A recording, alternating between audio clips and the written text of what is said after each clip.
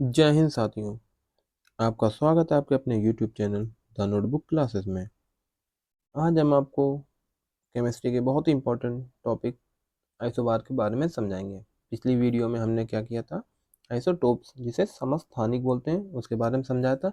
आज हम किसके बारे में समझाएंगे, आइसोबार जिसे क्या बोलते हैं, समभारिक, मतलब जिनका एटॉमिक मास, जिसे बोलते हैं मास नंबर या फिर भार समान होता है। तो हिंदी में याद करने का आसान तरीका, समभारी मतलब जिसका भार समान होगा। भार या फिर हम कह सकते हैं मास को हम कहाँ से शो करते हैं, ये जो ऊपर लिखा होता है इससे शो किया जाता है। ठीक है, तो पहली चीज़ तो ये है।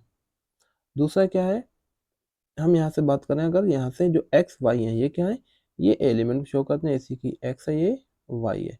तो ये क्या है, एक्स वाई दोनों अलग अलग कलर से, इसका मतलब दोनों अलग अलग एलिमेंट के ही होंगे।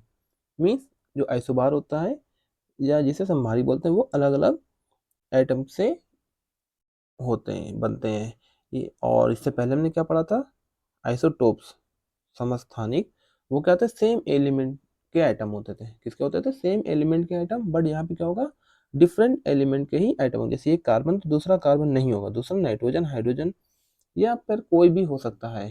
ठीक है, बस कार्बन नहीं होगा। तो कार्बन होगा तो दूसरा कार्बन नहीं होगा, और कोई एलिमेंट हो सकता है। तो यहाँ से ए क्या होता है, इसका होता है एटॉमिक नंबर, जिसे बोलते हैं परमाणु क्रमांक, किस नंबर पे वो आ रहा है, ये समझते हैं हम। तो उससे पहले हम क्या देखते हैं, जरा थोड़ा इसकी डेफिनेशन को देखते हैं। एटम्स ऑफ डिफरेंट एलिमेंट, सबसे पहले ध्यान रखना में डिफरेंट एलिमेंट की, have the same mass number, उसमें इसका उल्टा हो जाए है ना, इसमें मास नंबर सेम होता है but different atomic number, different atomic number होता है। मास नंबर सेम है, एटॉमिक नंबर अलग है, तो उसे क्या बोलते हैं, आइसोबार्स। हिंदी में क्या, भिन्न तत्वों के, मतलब विभिन्न तत्व मतलब अलग अलग तत्वों के परमाणु जिनकी द्रव्यमान संख्या समान, परंतु या लेकिन परमाणु संख्या भिन्न होती है। मीन्स एटॉमिक नंबर अलग हो जाएगा इसमें। जैसे ही एटॉमिक नंबर अलग होगा वैसे ये अलग अलग आइटम हो जाएंगे, जाहिर सी बात है। जब एटॉमिक नंबर अलग है तो इनके आइटम भी अलग हो जाएंगे, मीन्स एलिमेंट भी अलग आइटम के हो जाएंगे। थोड़ा इसको एग्जाम्पल समझते हैं कि क्या होते हैं। उससे पहले थोड़ा ये देख लेते हैं, यहाँ पे क्या है, ए है, यहाँ पे बी है, ये दोनों अलग कलर थे, इसका मतलब इनका एटॉमिक नंबर, परमाणु क्रमांक क्या है, अलग अलग है। अलग कलर की वजह से ऊपर क्या, दोनों सी है, सेम है ना, सेम कलर से, मीन्स इसका एटॉमिक मास, जिसे मास नंबर बोलते हैं, वो क्या होगा, एक जैसा होगा। एग्जाम्पल क्या दिया है, सी ए, कैल्शियम कितने नंबर पे आता है, 20 नंबर पे, और आर्गन कितने नंबर पे आता है, 18 नंबर पे। ठीक है, तो इसका मास कितना है, 40 है कैल्शियम का, ऑर्गन का कितना है, वो भी 40 है। तो यहाँ से हम बात करते हैं सबसे पहले कि हमारे पास ये क्या लिखा हुआ, जेड, जेड क्या होता है, उसका एटॉमिक नंबर, कोई भी चीज़ कितने नंबर पे आ रही है, मीन्स क्या कह सकते हैं हम, परमाणु क्रमांक। ये कितना है दोनों का, 20-20 है। और जितना उसमें जेड होता है, फिर से बस समझा देते हैं कि जेड बराबर पी बराबर ई, मीन्स इसका मतलब हो गया कि किसी का जो एटॉमिक नंबर होता है जेड, उसमें प्रोटॉन और इलेक्ट्रॉन के बराबर होता है। मीन्स परमाणु क्रमांक उसमें एटम में या परमाणु में कितने प्रोटॉन और इलेक्ट्रॉन है उनके बराबर होता है। यहाँ तक समझ लें। इलेक्ट्रॉन तो कभी कभी कम ज़्यादा हो जाते हैं जब किसी को इलेक्ट्रॉन देता है या लेता है, बट जेड और पी दोनों सेम रहते हैं। अब हम बात करते हैं यहाँ से, पी सेम है, अगर ऊपर 20 है तो नीचे 20 होगा, इसमें 18 होगा, ई 20 ऐसे ही रहेगा, तो इसको इतना नहीं ध्यान देनी है। अब नेक्स्ट चीज़ हमें जो देखनी वो यहाँ से है कि ए क्या होगा, इसका ए सेम रहेगा, मीन्स एटॉमिक मास या मास नंबर सेम रहता है, और जेड अलग हो जाता है।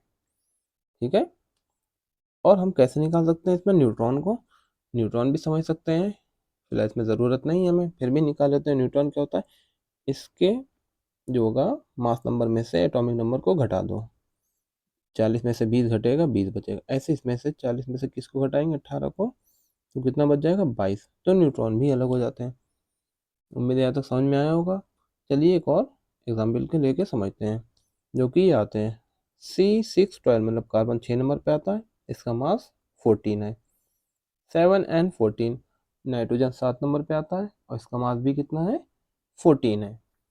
तो यहाँ से देख सकते हैं जेड क्या होता है, किस नंबर पे आता है, ये 6 नंबर पे आता है, ये 7 पे आता है। ठीक है, नंबर तो इनके अलग अलग होने ही होने हैं, है ना, पर एटॉमिक मास वो क्या होने, वो सेम हो जाने इनके मास नंबर। ऐसे जब जेड सेम होगा तो पी भी इनका वही रहेगा, है ना, 6 7 ऐसे करके रहेगा। ई भी वही रहेगा, कार्बन में इलेक्ट्रॉन 6 रहेंगे और नाइट्रोजन में 7 रहेंगे। ऐसे इस टाइप से इनमें न्यूट्रॉन भी निकाल सकते हैं। कैसे कि ऊपर इसमें क्या करेंगे, 14 -6 कितना आएगा, 8 आ जाएगा।